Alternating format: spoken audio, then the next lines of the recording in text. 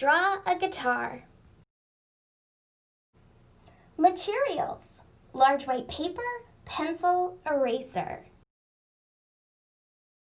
To start your guitar drawing, position your paper so that it stands tall. Draw lightly a line in the middle of your paper. Rather than drawing the guitar all at once, break the guitar down into recognizable, simple shapes like circles, ovals, and rectangles.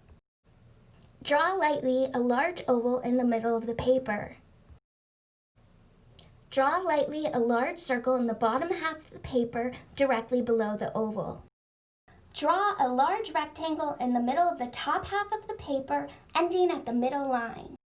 Below the middle line, draw a circle so half of it overlaps the oval and the other half overlaps the large circle. To the right of the center circle, draw an oval at an angle. Near the bottom of the large circle, draw a rectangle to represent the bridge of the guitar.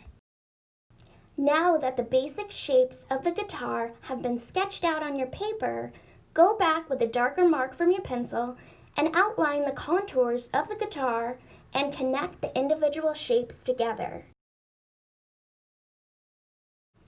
Draw small circles in the bridge rectangle. These are the string pegs.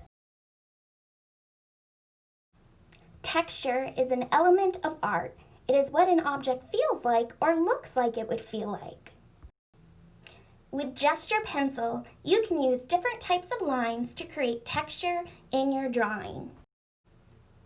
Use contour lines, cross-hatching, zigzags, squiggly lines, stipple, and tone to add texture to your guitar.